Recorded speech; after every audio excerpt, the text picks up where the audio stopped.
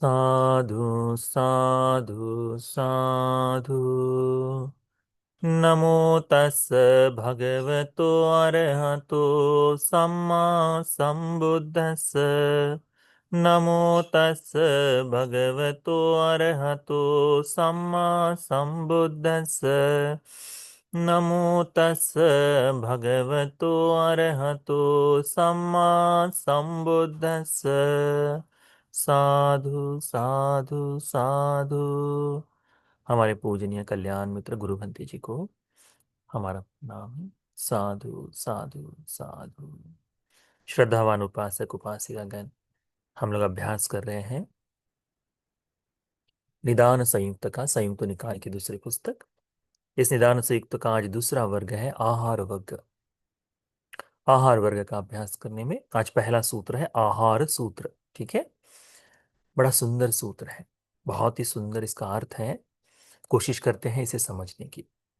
एवं में सुतंग, ऐसा मैंने सुना है, एक समय भगवान बुद्ध जी श्रावस्ती के जेतवन में अनाथ पिंडक द्वारा दिए गए विहार में विराजमान थे। तब भगवान ने भिक्षुओं को आमंत्रित किया। भिक्षुओं ने भगदंत कहते हुए उत्तर दिया और फिर भगवान बुद्ध जी ने उन्हें धर्म का उपदेश दिया। उस धर्म का उपदेश हम देखते हैं, क्या कहते हैं भगवान। चत्तारों में भिक्खवे आहारा। भिक्षुओं, चार प्रकार के आहार होते हैं। आहार का मतलब भोजन, है ना। भोजन चार प्रकार के होते, कितने। अब वो वेज नॉन वेज वाला नहीं, साग पत्ती ये वाला नहीं। ये जो है ये विशेष करके बताया, क्या भगवान ने बताया है कि चत्तारों में भिक्खवे आहार, चार प्रकार के आहार है। किस लिए। भूतानंग वा सत्तानंग वा ठितिया। यह जो जीवित सत्व है, ये जो जीवित व्यक्ति है, इनके स्थिरता के लिए, इस शरीर को बनाए रखने के लिए चार प्रकार के आहार हैं। संभवेशी नंग व अनुग्रहाय। जो जन्म लेने वाले हैं, इसका मतलब जो गर्भ में है या अंडे के अंदर है, जैसे भी है, उनके अनुग्रह के लिए, उनको जीवन जीने के लिए, उनकी उत्पत्ति के लिए ये चार आहार है करके भगवान बुद्ध जी बताते हैं। कत में चत्तारो, कौन से चार आहार। भगवान बताते हैं कौन से चार आहार है। पहला आहार है कबलिकारो आहारो। कबलिकार आहार। कबल का मतलब होता है कौर।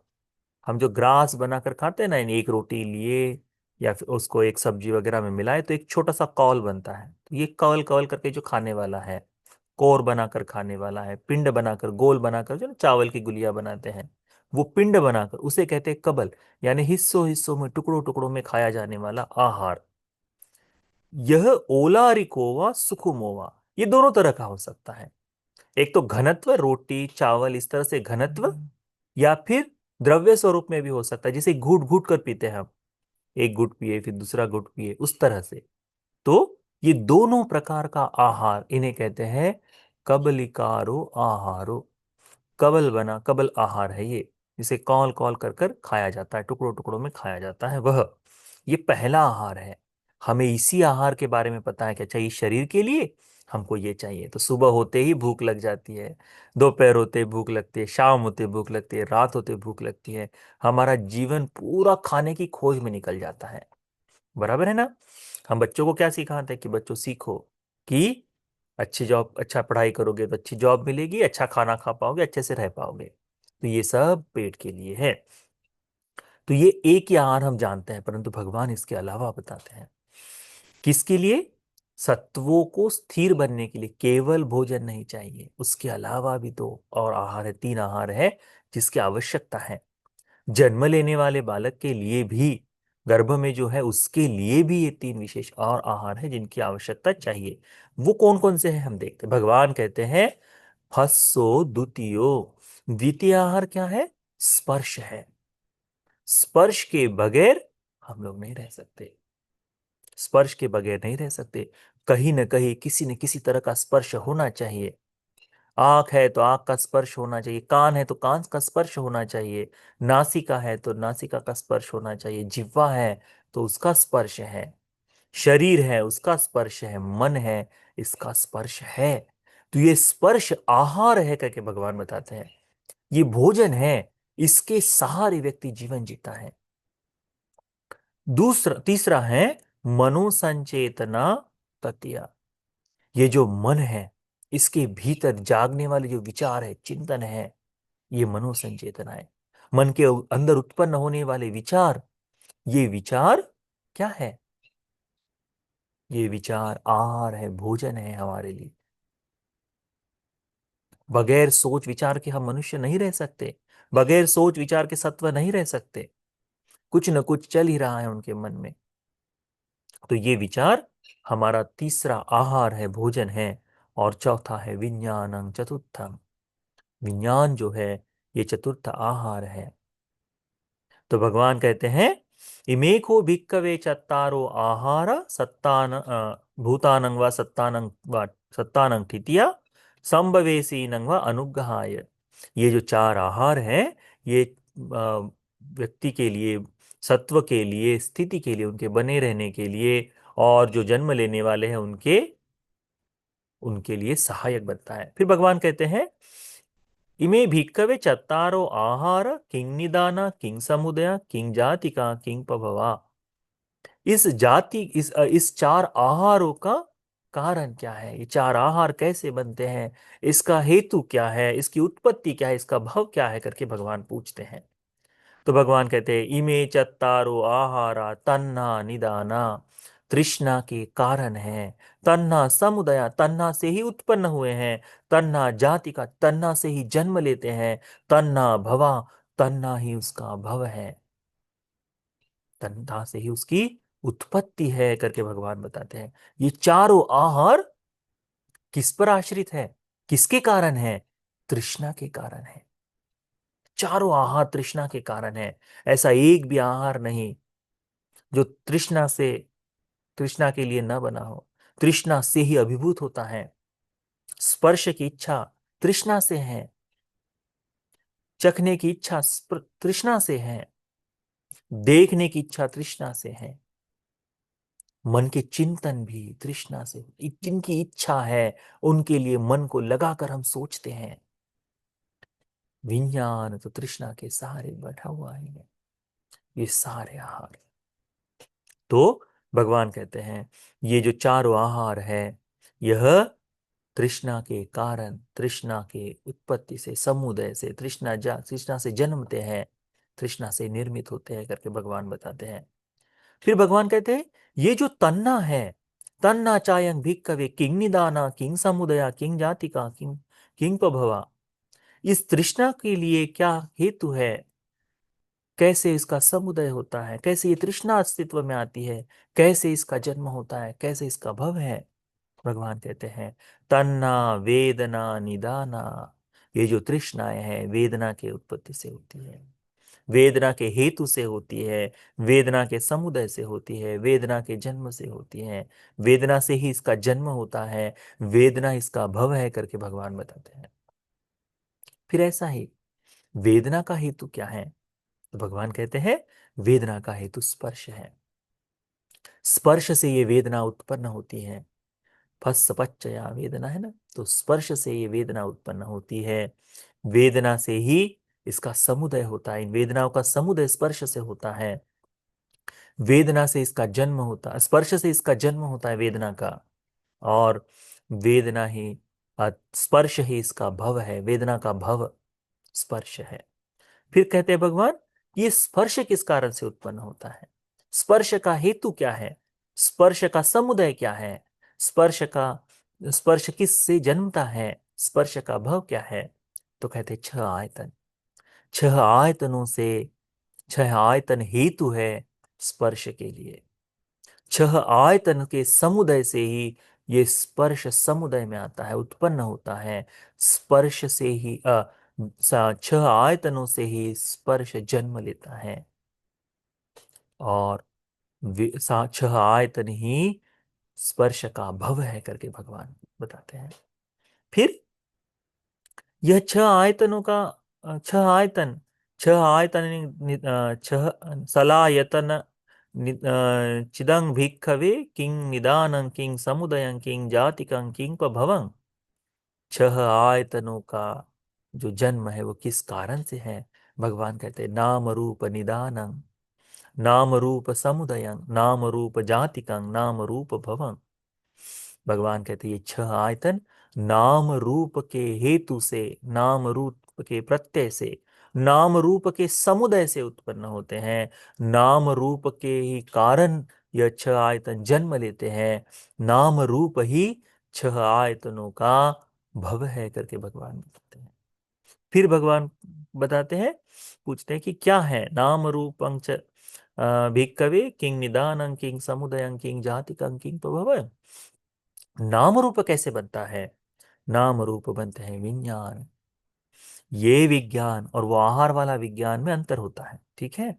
दिखने में समसमान है, परंतु इनकी श्रृंखला अलग चलती है, उसका विचार चिंतन श्रृंखला अलग चलती है। इस बात को ध्यान में रखना।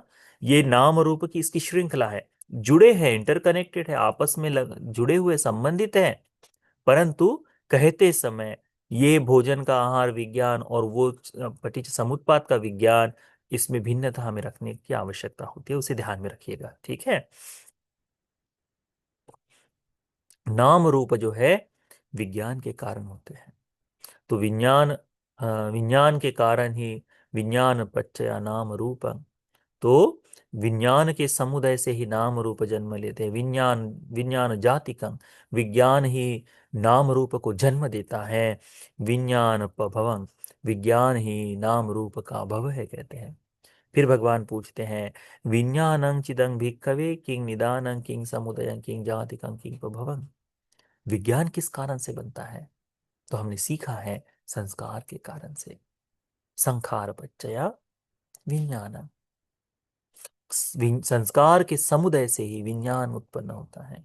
संस्कार के कारण ही विज्ञान जन्म लेता है। संस्कार ही विज्ञान का भव है करके भगवान बताते हैं। संखाराचि में भिक्खवे किंग निदाना किंग समुदया किंग जातिका किंग प्रभवा।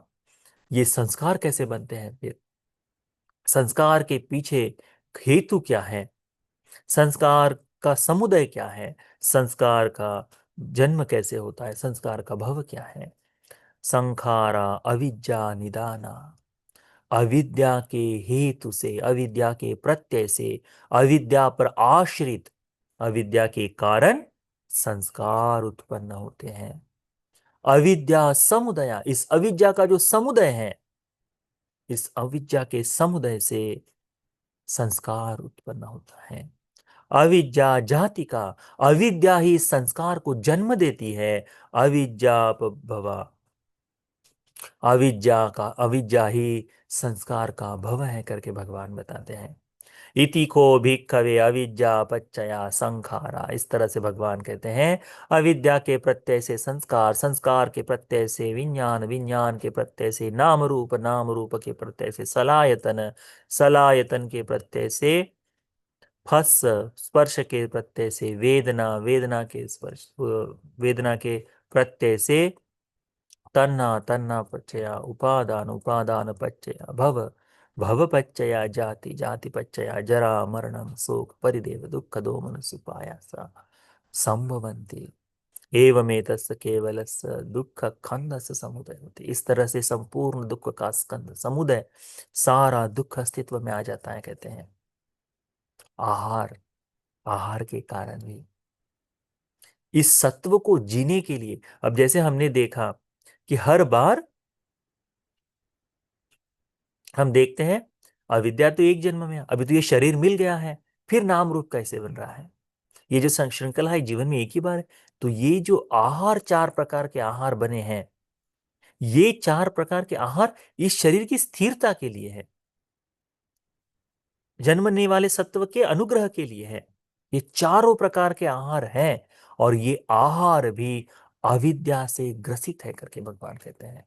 इन चारों आहार की जो तृष्णा है, इन चारों आहार का जो भाव है, वह भी अविद्या से ग्रसित है। इसीलिए इस शरीर की स्थिरता आदि सारी चीजें अविद्या से युक्त होकर बनकर चल रही है। तो उसे हमने जानना चाहिए। भगवान ने सम्मादिट्ठी नाम के मध्यम निकाय में जो सूत्र है उसमें कहा है कि जिसने चार आहार का बोध कर लिया। जिसने इन चार आहारों को बोध कर लिया वो श्रोतापन्न है कहते। कितना सुंदर। यानी आहार के बारे में समग्र संपूर्ण जानकारी जिसे हो जाए, जिसे संपूर्ण बोध हो जाए, वो श्रोतापन्न हो जाता है। परंतु बड़ा कठिन काम है। खाने पर तो देख सकते हो, मैं तो डाइटिंग पे हूं, मैं ये कर रहा हूं, ये कह सकते हो। पर स्पर्श को कैसे रोकोगे? मनोसंचेतना को कैसे कंट्रोल करोगे? विज्ञान को कैसे जानोगे? ये जो आहार है, इनको कैसे देखोगे? स्पर्श, मनोसंचेतना और विज्ञान, इन आहारों को कैसे जानोगे? इसीलिए ये बड़ा कठिन काम है। जिह्वा से भोजन के लिए होने वाली तृष्णा, भोजन के लिए आंखों से होने वाली तृष्णा, हमारे आंखों में भी भोजन के लिए तृष्णा जागती है। बड़ा लजीज खाना है, पर देखने में बड़ा भद्दा है। कैसे करोगे? नासिका से भी धुरियान नाम का एक फल आता है, धुरियन कहते हैं उसे। कटीला होता है अंदर, बिल्कुल दुनिया का सबसे सुगंधित, उग्र सुगंध जिसे कहते हैं, ऐसा फल है वो। यदि घर में रखा जाए तो 10 दिन उसकी खुशबू न जाए। तो इतनी उग्र खुशबू है कि वो हमें बदबूदार लगता है, भयानक। पर इतना लजीज, बहुत स्वादिष्ट है। परंतु अनेक लोग इस नाक के कारण उसको खा नहीं सकते। क्यों? क्योंकि आहार जो है केवल जिह्वा से नहीं है, कान से, नाक से, आंख से, किनसे है, खाने में भी है। उसका टेक्सचर कैसा है, चबा कर खाया जाता है, कैसा मृदु है वो। हमारे मुख के अंदर स्पर्श होता है, वो भी स्वाद के साथ साथ ये सारी चीजें हम देखते हैं। और फिर मैंने इससे पहले खाया था, ये मैं खा रहा हूं, इसका कंपैरिजन साथ में चलता है। तो ये सारी चीजों से हम आहार को भोजन ग्रहण करते हैं, आहार को ग्रहण करते हैं। इसमें ये स्पर्श, मनोसंचेतना, विज्ञान, ये सारे ही जुड़े हुए हैं। हर एक चीज के लिए ये जुड़ा है। इसीलिए इन आहारों को बोध करने वाला श्रोतापन्न है।